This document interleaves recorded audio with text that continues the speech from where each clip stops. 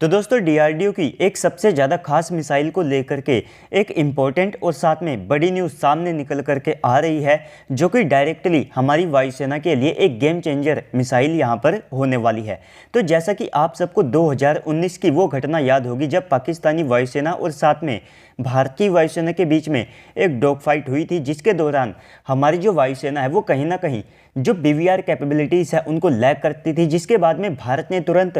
तौर पर अपनी जो अस्त्र सीरीज़ की मिसाइलें हैं इनके काम को और ज़्यादा तेज कर दिया, जिसके चलते हमने काफ़ी ज़्यादा कम समय में अपनी जो अस्त्रा MK1 मिसाइल है उसको बना करके अपने बेड़े के अंदर शामिल किया, जिसकी रेंज लगभग 110 किलोमीटर के आसपास की बताई जाती है। तो इस मिसाइल से भारतीय वायुसेना को काफ़ी ज़्यादा बड़ा एडवांटेज मिला, लेकिन इसके बाद में पाकिस्तान को अब अपनी जो PL-15 सीरीज़ की मिसाइलें हैं वे भी मिल चुकी है, जिसके चलते हमारी जो वायुसेना है उनके पास में आप सबको इस रेंज की जो मीटियोर मिसाइल है उसको छोड़ करके बाकी कोई भी मिसाइल देखने को नहीं मिलेगी। लेकिन दोस्तों पिछले साल ही भारत ने अपनी अस्त्रा MK2 मिसाइल का एक बड़ा परीक्षण किया था, जिसकी जानकारी यहाँ पर आप सबको ज़्यादा पब्लिक डोमेन में देखने को नहीं मिलेगी, लेकिन एक वीडियो के दौरान में ये पाया गया कि फाइनली भारत ने अपनी जो अस्त्रा MK2 मिसाइल है इसको बना करके तैयार कर लिया है। तो अब न्यूज़ कुछ ऐसी सामने निकल करके आ रही है कि फाइनली इस मिसाइल ने अपनी जो सारी टेस्टिंग है वो ऑलमोस्ट कंप्लीट कर ली है और जल्द ही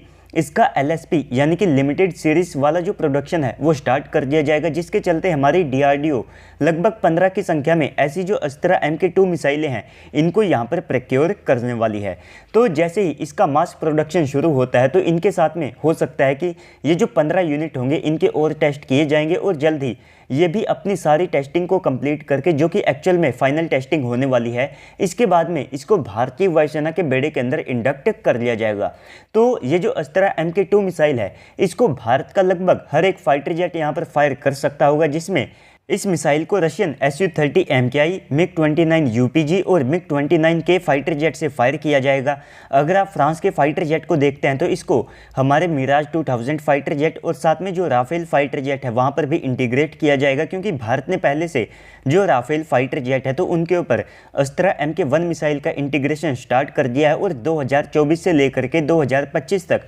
आप सभी को फाइनली पहला ऐसा राफेल फाइटर जेट देखने को मिल सकता है जिसके ऊपर हमने अपनी अस्त्रा MK1 मिसाइल को इंटीग्रेट कर दिया हो। यहाँ तक कि जो इनकी दसॉल्ट कंपनी है तो उनका ये ऑफर है कि भारतीय नौसेना के लिए भी जो फाइटर जेट यहाँ पर खरीदे जाएंगे, जो कि एक्चुअल में राफेल ही होने वाले हैं, तो उसमें भी हम अपने जो खुद के स्वदेशी वेपन्स है इनका इंटीग्रेशन कर सकते हैं। इसी के साथ में यहाँ पर हमारे जो खुद के फाइटर जेट होंगे, जिसमें तेजस MK1A, तेजस MK2M का और टेडी BF जैसे फाइटर जेट आप सभी लोगों को देखने को मिलेंगे, तो इनसे भी यहाँ पर इस मिसाइल को इंटीग्रेट करके फायर किया जाएगा और इससे आप सबको एक काफ़ी ज़्यादा बड़ा एडवांटेज भारतीय वायुसेना की साइड में शिफ्ट होता हुआ दिखाई देगा, जिसके अंतर्गत हमारी ये जो मिसाइल है ये लगभग 160 किलोमीटर की रेंज के साथ में आएगी। अगर आप पाकिस्तानी PL-15 के एक्सपोर्ट वेरिएंट की बात करते हैं तो वहाँ पर बताया जाता है कि इनको 145 किलोमीटर तक मार करने लायक जो PL-15 का वेरिएंट है वो यहाँ पर सौंपा गया है। इसके अलावा अगर आप चाइनीज़ वेरिएंट की बात करते हैं तो उसकी भी जो रेंज है वो आप सबको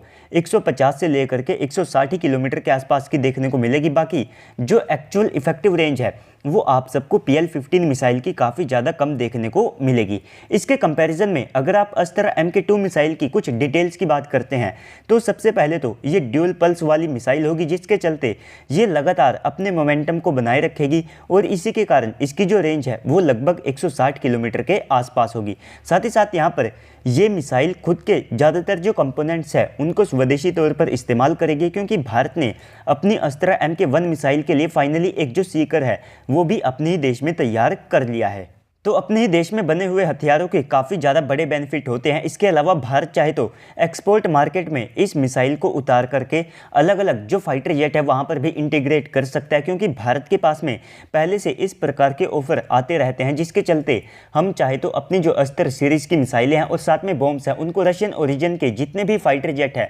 वहाँ पर इंटीग्रेट कर सकते हैं। साथ ही साथ दसॉल्ट का ये भी ऑफर है कि अगर हम इनसे और ज़्यादा राफेल फाइटर जेट को खरीदते हैं तो बाकी जो राफेल के ऑपरेटर कंट्रीज़ हैं तो ये भी हमारे इन स्वदेशी वेपन्स को इस्तेमाल कर पाएंगे। तो दोस्तों ओवरऑल इस पूरी इन्फॉर्मेशन के बाद में अब आप सबको क्या लगता है कमेंट सेक्शन में बताइएगा। साथ ही साथ अगर आपको वीडियो अच्छी लगी है तो वीडियो को लाइक करके चैनल को भी सब्सक्राइब कर दीजिएगा। तो चलिए दोस्तों मिलते हैं अगली वीडियो में, तब तक के लिए गुड बाय, जय हिंद।